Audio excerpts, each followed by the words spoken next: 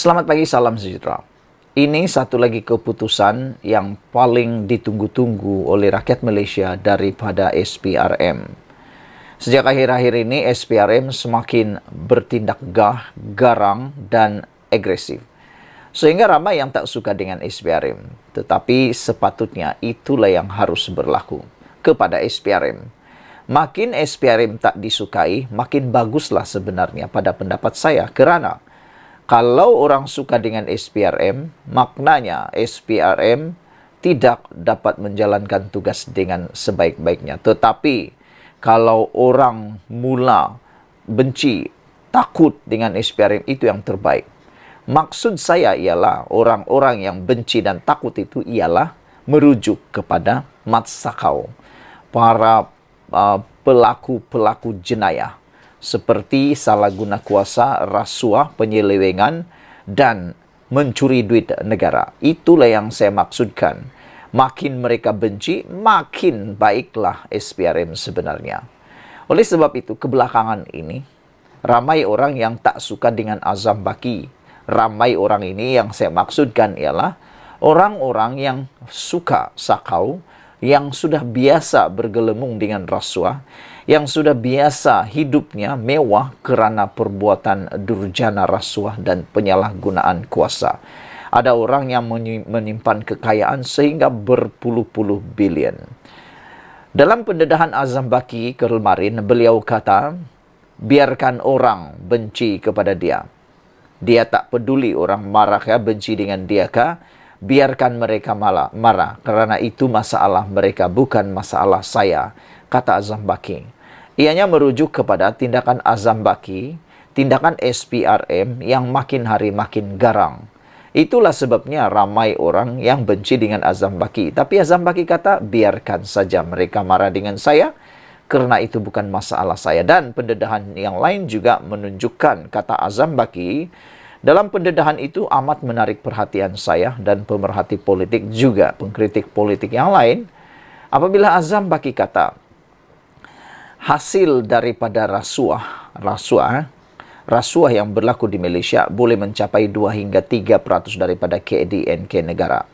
Makna kata beliau boleh mencapai sehingga 10 hingga 30 bilion setiap tahun.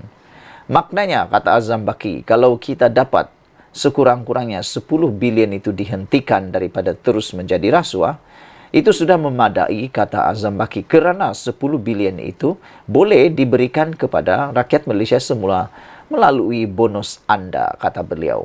Rupa-rupanya, kalaulah tidak ada sakau, tidak ada curi duit negara, tidak ada rasuah yang menular dalam Malaysia, rupa-rupanya bonus kita boleh dibayar berlipat kali ganda lebih banyak. Tapi oleh kerana perbuatan durjana mereka yang rasuah, rompak duit negara ini, maka kita tidak dapat bonus seperti yang dinyatakan oleh Pesuruhjaya SPRM tersebut. Jadi marilah kita sama-sama menyahut seruan kerajaan untuk memerangi rasuah. Jangan takut-takut, dan kita harus menyokong SPRM untuk membenteras rasuah sedalam-dalamnya. Bercakap tentang ketidakpuasan hati orang-orang tertentu terhadap SPRM, ini boleh merujuk kepada beberapa perkara. Namun, SPRM telah memberikan kata putus pada hari ini yang benar-benar ditunggu. Kata SPRM, pertuduhan adalah berdasarkan maklumat dan bukti sahih. Yang dibuat pertuduhan oleh SPRM melalui maklumat dan bukti sahih. Bukannya suka-suka, bukan juga pendakwaan terpilih seperti mana yang dikatakan oleh ahli-ahli politik di Malaysia, terutamanya daripada parti pembangkang. Toh Mahan mengatakan bahawa Suruhanjaya Pencegahan Rasuah SPRM sengaja mengadakan siasatan untuk pertuduhan adalah tidak benar. SPRM dalam kenyataan berkata, semua siasatan yang dijalankan adalah berdasarkan maklumat serta bukti sahih yang diperoleh oleh Suruhanjaya tersebut. Kertas-kertas siasatan yang telah dilengkapkan dengan penemuan elemen-elemen kesalahan di bawah Akta SPRM 2009 serta akta berkaitan kemudian dirujuk kepada Jabatan Peguam Negara untuk kajian dan pertimbangan sewajarnya. Justru, tomahan oleh seorang bekas menteri yang mengatakan SPRM sengaja mengadakan siasatan bagi tujuan pertuduhan untuk mencemarkan namanya adalah tidak benar sama sekali serta menjejaskan imej Suruhanjaya ini, kata beliau lagi. Tambah kenyataan itu, setiap tindakan sama ada semasa proses siasatan atau selepas pertuduhan dilaksanakan mengikut peruntukan undang-undang. Jelasnya ini berdasarkan prinsip bebas, telus dan profesional, serta tidak sesekali bertujuan menekan mana-mana individu tertentu atas faktor politik atau seumpamanya. Pada Rabu yang lepas, seorang pengarah syarikat bergelar Datuk Seri mengaku tidak bersalah di Mahkamah Session Kuala Lumpur atas 4 pertuduhan. Meminta dan menerima rasuah berjumlah RM15 juta bagi mendapatkan projek milik agensi di bawah Kementerian Dalam Negeri pada Jun dan Julai tahun lalu. Sim Cho Tiam, 54 tahun, membuat pengakuan itu selepas semua pertuduhan dibacakan di hadapan Hakim Rozina Ayub. Susulan itu, Menteri Dalam Negeri Datuk Seri Hamzah Zainuddin berasa hairan apabila namanya dikaitkan dalam kes rasuah membabitkan projek-projek di bawah Kementerian Dalam Negeri. Kata ahli Parlimen Larut itu, jelas pertuduhan sebegitu sengaja diadakan dan dibuat sebegitu rupa untuk mengheret nama dalam perkara yang tidak langsung membabitkannya, kata beliau lagi.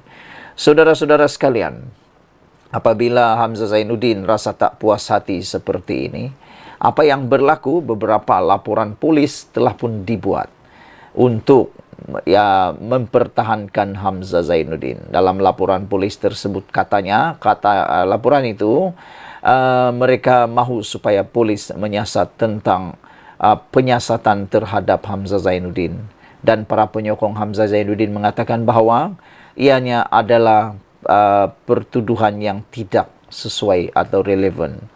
Kata mereka, bagaimana kes itu tidak detail. Bahkan projek-projek yang dikatakan itu, kata mereka, tidak diberitahu apa jenis projeknya. Tetapi ada beberapa komen daripada netizen mengatakan bahawa bagaimana menteri ini, iaitu Hamzah Zainuddin, dalam Kementerian Keselamatan Dalam Negeri tidak mengetahui tentang perkara berkaitan projek itu, kata mereka. Sedangkan semua perkara yang ada di bawah kementerian sepatutnya diketahui oleh menteri. Jadi menjadi persoalan juga kepada netizen tentang perkara ini. Sekian dulu untuk kali ini. Kita ingin ucapkan selamat maju jaya kepada SPRM. Malaysia kita punya, kita jaga sama-sama. Cintai Malaysiaku, bye-bye.